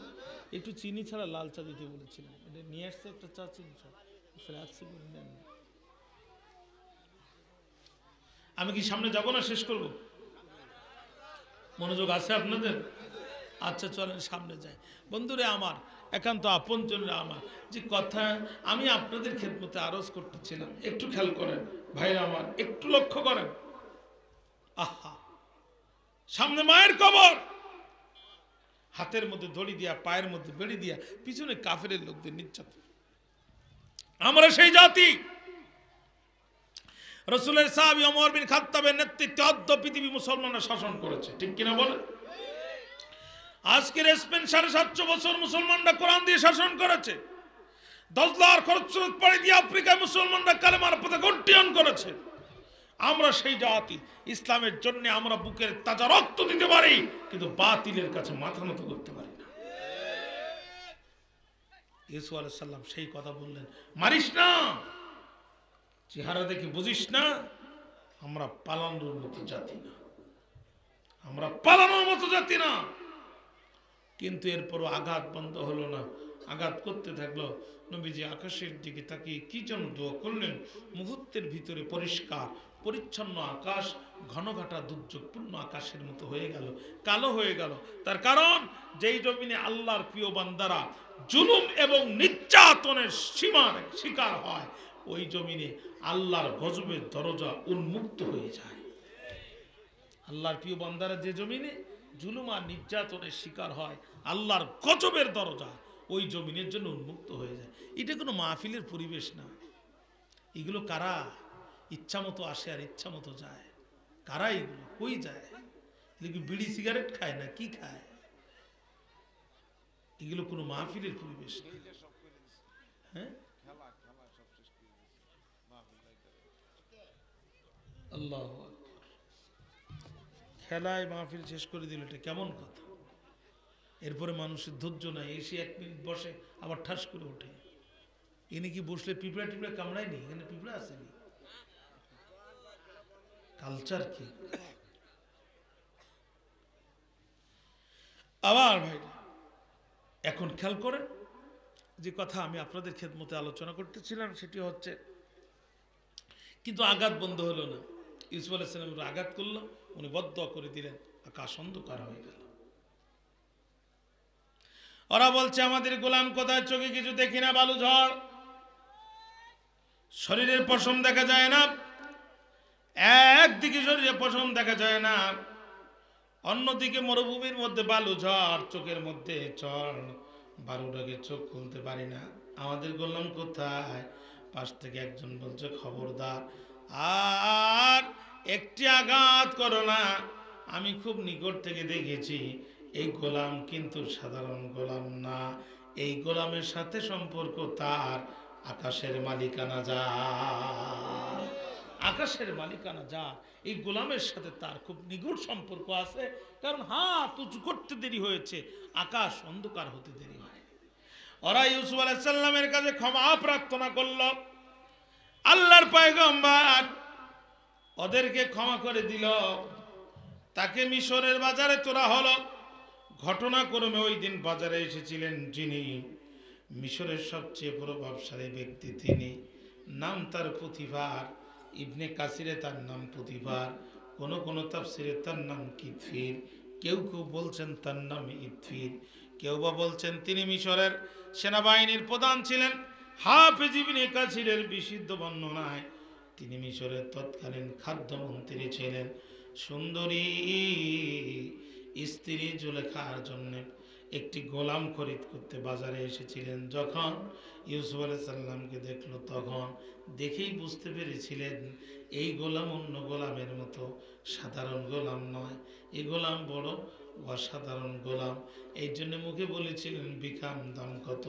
আর হাতটা নবী ইউসুফ আলাইহিস সালামে ধরেছিলেন, তুই বলবি যত দিব তত, কিন্তু এই গোলাম হাত ছাড়া করবো না। রতনে রতন চেনে একটা প্রাণী চেনে কচু। আজিজ মিসির বুঝতে পেরেছিলেন এই গোলাম অন্য দর্জন গোলামের মতো না। রাইসুল মুফাসসিরিন হযরত আব্দুল্লাহ ইবনে মাসউদ বলেন, তামাম পৃথিবীতে নবী এবং রাসূলদের পরে 3 জন মানুষ বড় বেশি চালাক। তার মধ্যে আমার ভাইরা প্রথম নম্বর চালাক যিনি, রসুলের সাহাবী, ইসলামের প্রথম খলিফা, এই উম্মতের 1 নম্বরের ছাত্র হযরতে আবু বকর সিদ্দিক রাদিয়াল্লাহু তাআলা আনহু। তিনি কেন রে আবু বকর এত বড় চালাক? কয় আবু বকরের মৃত্যুর পূর্বে হযরতে ওমরকে মুসলমানদের খলিফা হিসেবে তিনি নির্বাচিত করেছিলেন, আমিরুল মুমিনিন, খলিফাতুল মুসলিমিন। হযরতে ওমর মুসলমানদের খলিফার আসনে বসে 1 নয় 2 নয় অর্ধ পৃথিবী তিনি কোরআনের পতাকা উড়াই দিয়েছিলেন। সুবহানাল্লাহ। এই জন্য আবু বকর 1 নম্বর চালাক। 2 নম্বর চালাক যিনি, ইউসুফ আলাইহিস সালামকে কাউরে তাড়ায় দেয়, পৃথিবীর কেউ কাউরে জমিনে রাখতে পারে না। আল্লাহ এবার বলছে, ওয়াকাযালিকা মাক্কান্না লিইউসুফা ফিল আরদ, আমি এইভাবেই আমার ইউসুফকে জমিনে প্রতিষ্ঠিত করেছিলাম। ওয়ালিনুআল্লিমাহু মিন তাউইলিল হাদিস, তার স্বপ্নের ব্যাখ্যা শিক্ষা দেওয়ার জন্য। আল্লাহু গালিবুন আলা আমরিহি, আল্লাহ তাআলা তার সিদ্ধান্ত বিজয়কারী। ফেরাউনের পরিকল্পনা জমিনে বাস্তবায়ন হবে না, নমরুদের সিদ্ধান্ত জমিনে বাস্তবায়ন হবে না, আমার আল্লাহ সিদ্ধান্ত নেবে যা জমিনে বাস্তবায়ন হবে তা। ঠিক না বেঠিক বলেন? ফেরাউন সিদ্ধান্ত নিয়েছিল মুসার জন্ম হবে না, মুসার জন্ম নিবন্ধন কার্ডও পাবে না, মুসার অস্তিত্ব পৃথিবীতে থাকবে না। আল্লাহ কয় মুসার জন্ম হবে, জন্ম নিবন্ধন কার্ডও পাবে, তোর ঘরে বাস করবে, তোর গলার পরে পা দিয়ে ইসলাম কায়েম করবে, তুই কিছু করতে পারবি না। কথা কেন বলেন না? মুসা আলাইহিস সালাম হয়ে গেল, মুসা আলাইহিস সালাম হয়ে গেল। আল্লাহ ডাক দিয়ে কয় মুসার মা টেনশন করো না, সন্তান তোমার কিন্তু পায়গম্বর আমার। তোমার কলিজায় 1 ভাগ দয়া পৃথিবীর সমস্ত মাদেরকে ভাগ করে দিয়েছি, 99 ভাগ দয়া আমি আল্লাহ আমার হৃদয়ে রেখেছি। অর্থাৎ টেনশন করো না, সন্তান তোমার, পায়গম্বর আমার। তুমি সিন্দুক একটা বানাও, মুসাকে ঢুকাও, নীল দরিয়ায় ভাসায় দাও। সিন্দুক বানায়া মুসাকে ঢুকাইয়া নীল দরিয়ায় ভাসানোর দায়িত্ব তোমার। যে ফেরাউন মুসাকে হত্যা করতে চায়, ওই ফেরাউনের রাজপ্রাসাদে সবচাইতে ভিআইপি কামরাটা বরাদ্দ করে আমার মুসাকে লালিত পালিত করার যাবতীয় ব্যবস্থা করে দেওয়ার দায়িত্ব আমি আল্লাহর। অতএব টেনশন করার দরকার নাই। ওয়াজা ইলুহু মিনাল মুরসালিন, আমি আমার মুসাকে নবীও বানাই দেব না। মুসা আলাইহিস সালামের মা সিন্দুক বানালো, মুসাকে ঢুকালো, নীল দরিয়ায় ভাসালো। ফেরাউন আর আম্মা আসিয়া দুইজন নীল দরিয়ার পাশে রাজপ্রাসাদে বসে বসে গল্প করতেছে।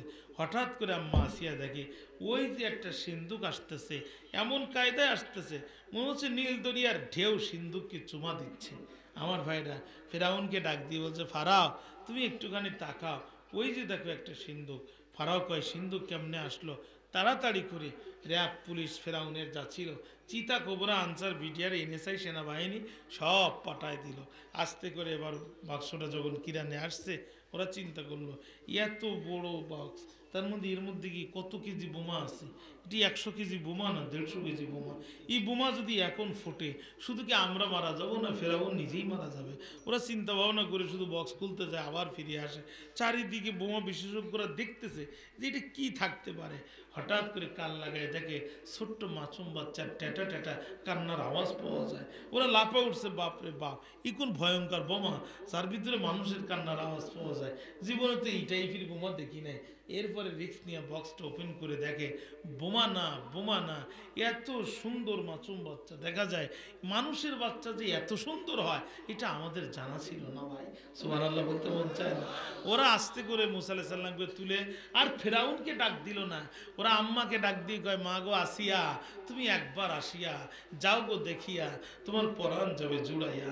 আম্মা আসিয়া যে মুসা আলাইহিস সালামকে ধরে চুমা দিল। ফেরাউন বলছে, আসিয়া ওটা কি? বলছে এটা মাসুম বাচ্চা বক্সে ফিরে আসছে। ফেরাউন মনে মনে কয়, এতদিন খুঁজেছি যারে, সে এখন বাস করে আমার ঘরে, এ তো মনে হয় সেই মুসাই হবে। তখন ফেরাউন ডাক দিয়ে বলছে, আসিয়া এটা কি মুসা?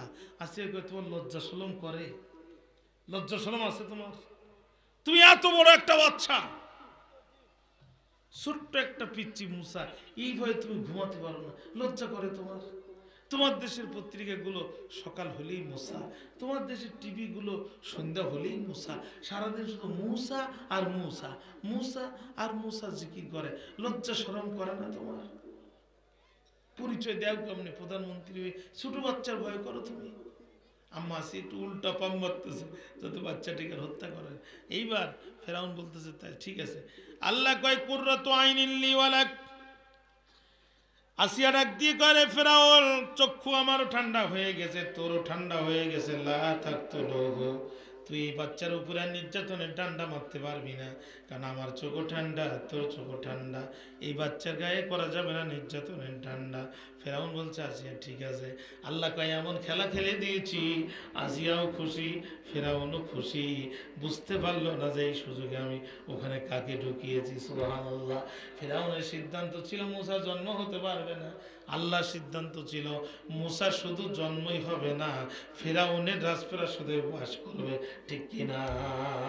তাহলে পৃথিবীতে কার সিদ্ধান্ত বাস্তবায়ন হবে? আরো আস্তে কন, মানুষে শুনলে কষ্ট লাগবে, আস্তে কন, কার সিদ্ধান্ত? ওয়াল্লাহু গালিবুন আলা আমরিহি। নমরুদ কি সিদ্ধান্ত নিল, আমার আল্লাহ পাত্তা দেয় না। ফিরাউন কি সিদ্ধান্ত নিল, আমার আল্লাহ চিন্তা করে না। আবু জেহেল কে ডিসিশন নিল, আমার আল্লাহ তোয়াক্কা করে না। আল্লাহ কয় আল্লাহু গালিবুন আলা আমরিহি, আমি আল্লাহ সিদ্ধান্ত নেব, যেটা জমিনে বাস্তবায়ন হবে সেটা। আল্লাহর সিদ্ধান্তই জমিনে বাস্তবায়ন হবে। আল্লাহু গালিবুন আলা আমরিহি, আমি আল্লাহর সিদ্ধান্তই জমিনে বাস্তবায়ন হবে। ভাইরা আমার, আম্মা আসিয়া এবার ডাক দিয়ে বলছে, ফেরাউন কি করা যায়? ফেরাউনকে আসিয়া, দেখো তুমি সন্তানের দায়িত্ব নিচ্ছ, তবে আমার কেন জানি মনে হচ্ছে এই এই সন্তান মুসাই হবে। আসিয়া কয়, তোমার ওইসব পুরাতন ধান্দাবাজি ওইগুলো বাদ দাও। তো এখন কি করব? তাহলে ঠিক আছে, আমার কাছে একটু দাও তো আসিয়া, আমি ফেরাউন একটু বাচ্চাটিকে নিয়ে আদর করি। মুসা আলাইহিস সালামকে কোলে নিছে, নিয়ে ফেরাউনকে, আহারে কোথায় তোমার বাড়ি, তোমার কোন মা তোমাকে নদীতে ছেড়ে দিয়েছে বলে মুখটা নিয়ে আদর করতে যাবে। মুসা আলাইহিস সালাম বাম পকেটের হাত টানে বাহির করে ঠাস করে দিছে এক থাবা, এক চড়, আর এক চড়ে বেঁকে গেছে ফেরাউনের নাকের হাড়। যে বিড়াল শিকারী হয় তার গোপ দেখলে বোঝা যায়, যে কাটা ধার হয় তার গোড়া দেখলে আন্দাজ করা যায়। এই মুসা আলাইহিস সালামের চড় খেয়েই ফেরাউন বলছে, আসিয়া এতদিন খুঁজেছি যারে, সে এখন বাস করে আমার ঘরে। এই সেই মুসা। আম্মা সে কেমনে জানলে? কই, লুক এট মাই নোজ, আমার নাকের দিকে তাকা, তুই তো আমার বিবি, বলতো দেখি আমার নাক কি গতকাল পর্যন্ত এমন বাঁকা ছিল? কই, কেমনে বাঁকা হলো? কই, পিচ্চি থাবা মেরেছে, আমার নাকের হাড্ডি ভেঙে গিয়েছে। ওর থাবাই বলে দিচ্ছে ওই মুসা, ওর থাবার ওজনই বলে দিচ্ছে ও মুসা হবে। ওর এক থাবায় আমার নাকের হাড় বেঁকে গেছে, ওর ওজনই বলে দিচ্ছে ও মুসা হবে। আম্মা আসিয়া কয়, ফাজলামি করার জিনিসপত্র আছে? আমি তো সারা জীবনে দেখতেছি তোমার নাক বাঁকা, আমি তো সারা জীবনে দেখতেছি তোমার নাক বাঁকা, ফাজলামি করার জায়গা পাও না। এই ছোট্ট পিচ্ছি একটা ছাপা দিয়েছে, এটাই নাক বেঁকে গেছে, আর বড় হয়ে জামার কলার ধরলে তো তোমার জান বের করে নিয়ে আসবে। সব ফাজলামি বাদ দাও। আসিয়া, তোরে বিশ্বাস করাতে পারলাম না, বুঝবি এই পিচ্ছি যখন বড় হবে। আম্মা আসিয়া কয়, তাহলে কি করো? ফেরাউন কয়, কি করবো? কয়, আমার এই পিচ্ছি এখন খাবে, তার খাবারের ব্যবস্থা করো। ফেরাউন কিছু আপেল কমলা লেবু নিয়ে গেছে, মুসা আলাইহিস সালাম টান ধরে ফেলে দিছে। কয়, আসিয়া দেখ, আগে আদর করতে গেলাম, থামা মেরে নাকের হাড় বেঁকাই দিল, এখন খাবার নিয়ে গেলাম, এটা আবার ফেলে দিল। মানে ফেরাউনের কাজ যার পছন্দ হবে না, সেই তো মুসা হবে। কথা বুঝেন নাই? কথা বলেন, কথা বলেন, কথা বলেন। ফেরাউনের কাজ যার পছন্দ হবে না, সেই তো মুসা হবে। ওর আচরণই বলে দিচ্ছ মুসা। আম্মা আসিয়া কয়, তুমি যদি ওর গায়ে আর একটি আঘাত করো, আমি তোমার সংসার ছেড়ে চলে যাব, জীবন তোমার দেখাও করবো না। আসিয়া চলে, কি করবো? কয়, তোমার তথ্যমন্ত্রীকে বলে দাও খুব দ্রুত যেন ধাত্রী নিয়ে আসে। তথ্যমন্ত্রী সম্প্রচার করে দিল, দুনিয়ার ধাত্রী সব ফেরাউনের বাসার সামনে লাইন দিল। মুসা আলাইহিস সালাম কারুর কোলে যায় না, লাইনে শেষে দাঁড়িয়েছিলেন যিনি, মুসা আলাইহিস সালামের বোন, তিনি বলছে, আমার কাছে একটা ধাত্রী সংবাদ আছে, অনুমতি যদি পাই আমি তারা আনতে চাই। মনে হয় এই ধাত্রী, এই সন্তান সেই ধাত্রী দুধ পান করবে, অসুবিধা নাই। ঠিক আছে, নিয়ে আসো। মুসা আলাইহিস সালাম মাকে নিয়ে আসলো। যখন লোহা দেখলে চম্বুকলা যেমন যায়, মাকে দেখার সাথে সাথে মুসা আলাইহিস সালাম মায়ের কোলে চলে গেল। আল্লাহ ডাক দিয়ে বলে, মুসার মা, বলেছিলাম না আমি আল্লাহ তাআলা ওয়াদা ভঙ্গ করি না, আমি তোমার সন্তানকে তোমার কোলে ফিরায় দিলাম, তোর মুসাকে তোর কোলে ফিরায় দিলাম। এখন ফেরাউনের রাজপ্রাসাদের সবচাইতে ভিআইপি কামরাটা বরাদ্দ করে ফেরাউন মারবে, সেই ফেরাউন এখন নিজেই নিরাপত্তা দেবে। কথা বলেন না? শুধু তাই না, তোর নিজের সন্তান তোর কোলে, এটা শুধু তুই আর আমি জানবো, আর তোর মেয়ে জানবে, মুসার বোন জানবে, আর ফেরাউনের কেউ জানবে না। ওরা তোকে মোটা অঙ্কের বেতন দেবে।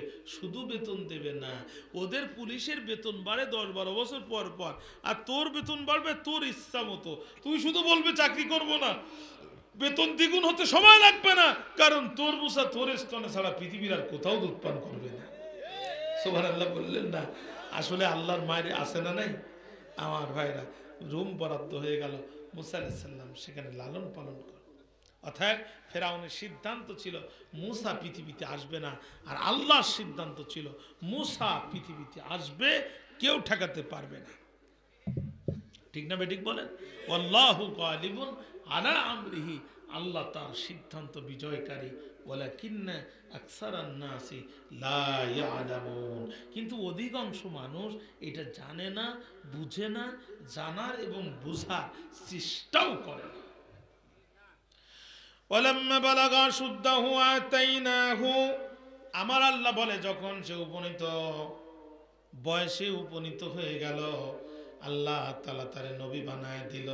আল্লাহ ডাক দিয়ে কয়, ওরে ইউসুফ, একটা পরীক্ষা দিয়েছো, ভাইরা কুবের মধ্যে ফেলে দিয়েছে, একটা পরীক্ষা দিয়েছো, রাজপ্রাসাদে জায়গা করে দিয়েছি, এবার যদি পরীক্ষায় পাশ করো ডাইরেক্ট তোমারে মন্ত্রী বানায় দিব। অরাদাত হুল্লাতি হুয়া ফি বাইতিহা আন নাফসিহি ওয়া গাল্লাকাতিল আবওয়াবা ওয়া ক্বালাত হাইতালাক ক্বালা মাআযাল্লাহ।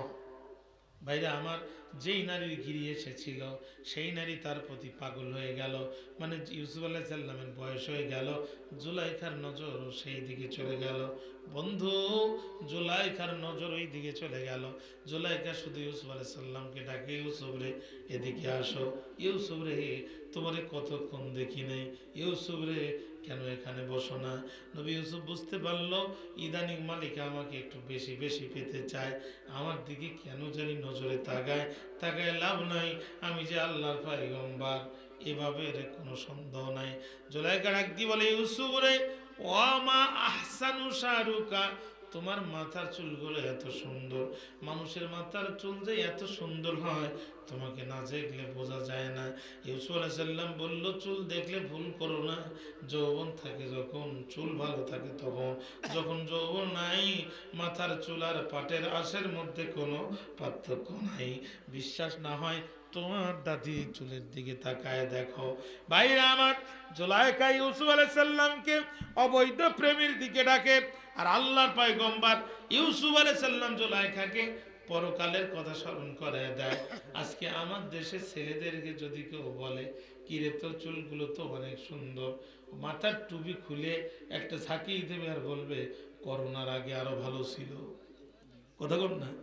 জুলাইখা পারে না। দ্বিতীয় বলল, আমা হাসানু আইনুকা, অরে ইউসুফ তোমার চক্ষুগুলো কত সুন্দর। নবী ইউসুফ বলে, অতীব গভীর হয়, রজনী যখন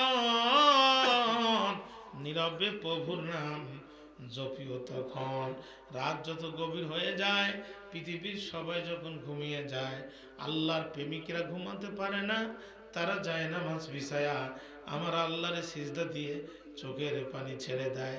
জুলাইখা বলে, ইউসুফ তুমি অনন্য অসাধারণ সুন্দর স্বীকার করি, ভুলে যেও না আমি জুলাইখা কিন্তু বিশ্ব সুন্দরী, আমি তোমার মনিব, তুমি আমার গোলাম, আমি আদেশ করব যা তুমি মানবা তা। নবী ইউসুফ বলে, কি বলতে চান? জুলাইখা কয়, খেতে পারি না, ঘুমাতে পারি না, বিরহের বেদনা, 24 ঘন্টা আমাকে করে যাত না। মোল্লা রে তুমি সব বোঝো আর প্রেম বোঝো না, সব বোঝো আর প্রেম বোঝো না। নবী ইউসুফ বুঝতে পারলেন জুলাইখার লাইন খারাপ।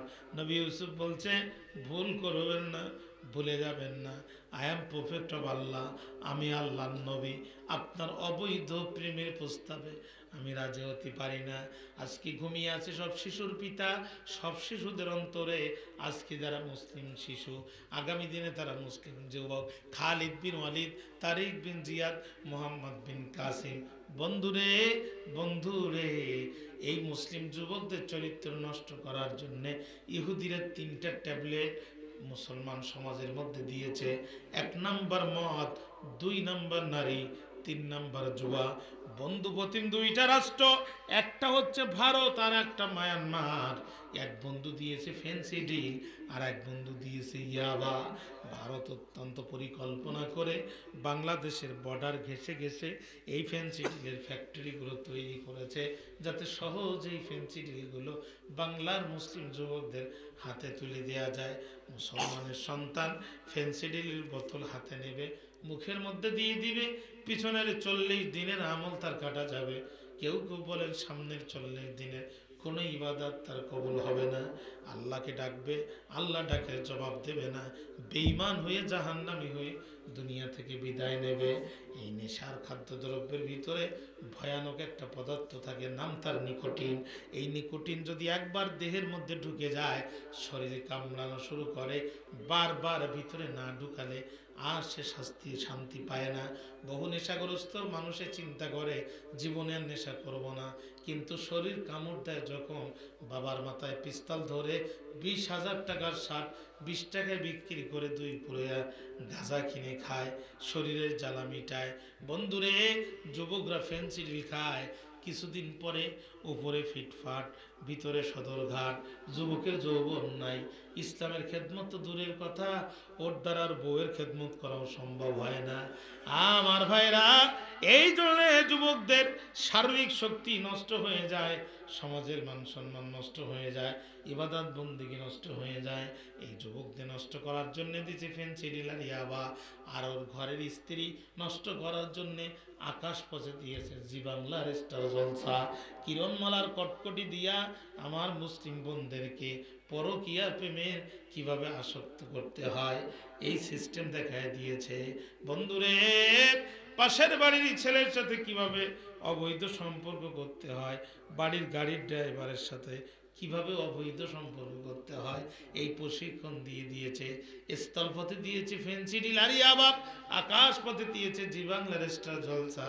যুবক ফেন্সিডিল খেয়ে বেডরুমে ঢুকে রাত 12টায়, সুন্দরী স্ত্রী পাশের বাড়ির যুবকের সাথে প্রেম করে ঘরে আসে রাত 10টায়, অন্যের সন্তান পেটে নিয়ে স্বামীর সন্তান বলে ডেলিভারি দেয়। আর এই যারও সন্তানরা বড় হয়ে আলেম ওলামার নামে মিথ্যা মামলা লাগায়। কি গভীর চক্রান্ত, কি গভীর চক্রান্ত। মদ খেয়ে 2 লোকে প্রাইমারি স্কুলের গায়ে ঘাড় বাঁধে দিয়ে বলছে ইটের দাম বেড়ে গেছে, চল স্কুল ঠেলি বাড়ি নিয়ে যাই। 4টে রুম আছে, তুই 2টো নিবি আর আমি 2টো নিব। ফেন্সিডিল 2 বোতল খেয়ে যখন স্কুল ঠেলছে, আমার খুব কষ্ট হচ্ছে, আমি 15 ছেড়ে দেব, আপনি অন্য বক্তা নিয়ে আসেন তাড়াতাড়ি। আমার ভাইরা, আমার ভাইরা খেয়াল করেন, প্রাইমারি স্কুলের গায়ে ঘাড় বাঁধে দিয়ে বলছে স্কুল ঠেলি নিয়ে যাই, রুম 4টে আছে, তুই 2টা নিবি আর আমি 2টা নিব। আধা ঘন্টা ঠেলার পরে শরীর গরম হয়ে গেছে, শীতের কাপড় চোপড় খুলে ল্যাংটা হয়ে স্কুল ঠেলা শুরু করছে। ফজরের আজান যখন দিয়েছে, যেটা একটু কম খাইছিল ওইটার নেশা কেটে গেছে। ও পাশেরটারে ডাক দিয়ে বলছে সারা রাত তো ঠেললাম, আসলে কি স্কুল যাচ্ছে? তো যেটা বেশি খাইছিল ওটাকে গড় গড় করে যাচ্ছে। যে কেমনে বুঝলি? ওই পিছনে তাকায় দেখ, জামা কাপড় খোলা রাখছিলাম, এইগুলো দেখা যাচ্ছে না। আমার ভাই, ও তো চোর নিয়ে গেছে রাত 12টার সময়। যে সমস্ত যুবকদের থাকার কথা ছিল সমাজ সংস্কারে, তারা এখন ফেন্সিডিল কি স্কুল ঠেলতেছে। যারা ফেন্সিডিল কি স্কুল ঠেলে, এদের হাতে আগামী দিনে স্বাধীনতা সূর্যের পতাকাও কিন্তু নিরাপদ না। অতএব যুবক বাঁচান, দেশ বাঁচান, যুবক বাঁচান, ইসলাম বাঁচান, ঠিক কিনা? আমি কক্সবাজারে গেছিলাম সফরে, নভেম্বরের প্রথম দিকে। আমি বক্তৃতা করতেছি, আমার কাছে হঠাৎ করে একটা চিঠি দিচ্ছে, হুজুর আপনি একটু ওয়াজ করেন ইয়াবার বিরুদ্ধে। আমি বললাম লাভ নাই, পার্লামেন্টের মেম্বার ইয়াবার ডিলার। কথা বলেন না কেন? পার্লামেন্টের যে এমপি সে ইয়াবার বড় ব্যবসায়ী, আমার মতো মোল্লা দিয়ে ওয়াজ করায় ইয়াবা বন্ধ করা সম্ভব? কথা বলেন না কেন? সম্ভব। পার্লামেন্টের মেম্বার ইয়াবার ডিলার, আমি ওয়াজ করি কি ইয়াবা বন্ধ হবে? গভর্নমেন্ট সিদ্ধান্ত নেবে 24 ঘন্টায় বাংলাদেশ নেশামুক্ত বাংলাদেশ হবে। 24 ঘন্টা, 5 হাত পর পর পুলিশ, 3 হাত পর পর বিডিআর, 4 হাত পর পর র্যাব। জীবন যাবে, 1 বোতল ফেন্সিডিল ঢুকবে না। জীবন যাবে, একটা ট্যাবলেট ঢুকবে না। সিদ্ধান্ত নেবে 24 ঘন্টায় বাংলাদেশ নেশামুক্ত বাংলাদেশ হবে। নেশা, যেই গ্রামে একটা নেশাখোর আছে, এই গ্রাম টের পাইছে যে একটা নেশাখোর ওরা 70-এর দরকার নাই। বড় ভয়ঙ্কর। বাংলাদেশে প্রায় 30% যুবক এখন নেশাগ্রস্ত। ভয়াবহ অবস্থা। মদ মদ মদ। আমার ভাইরা, 1 নম্বর মদ, 2 নম্বর নারী। অবৈধ প্রেম আর ভালোবাসা দিয়ে গোটা সমাজ ছেয়ে গেছে। পদ্মা নদীতে পানি নেই, মেঘনা গেছে শুকায়, যমুনা তো বালুচর হয়ে গেছে বহু আগে, কিন্তু জুয়ার লেগেছে শুধু দেশের অবৈধ প্রেমার ভালোবাসায়। স্কুল কলেজগুলোতে যান, গাছের গোড়ায়, গাছের মাজায়, গাছের আগায় সব কবুতরের বাচ্চার মতো জোড়ায় জোড়ায়। কুত্তা জোড়া লাগে কার্তিক মাসে, এরা জোড়া লাগে 12 মাসে। এদের কোনো মাস টাস নাই। লজ্জা শরমে মাথা নিচু হয়ে যায়, মনে হয় যেন এক একটা জীবন্ত পতিতলায়। আমার ভাইরা, আমার বন্ধুরা, সমাজ কোথায় চলে গেছে, কোথায় চলে গেছে সমাজ? অবৈধ চেনা বেবিচার গোটা সমাজ সয়লাভ হয়ে গেছে। আহা, গোটা সমাজ সয়লাভ হয়ে গেছে। জাতিকে এখান থেকে বাহির করার বুদ্ধি কি? আল্লাহর কোরআনের আইন ছাড়া জাতিকে এখান থেকে বাহির করার কোনো বুদ্ধি নেই। অবৈধ প্রেম আর ভালোবাসা। খ্রিস্টানদের কোম্পানি ক্লোজ অফ বাংলাদেশে আসছে দাঁত পরিষ্কার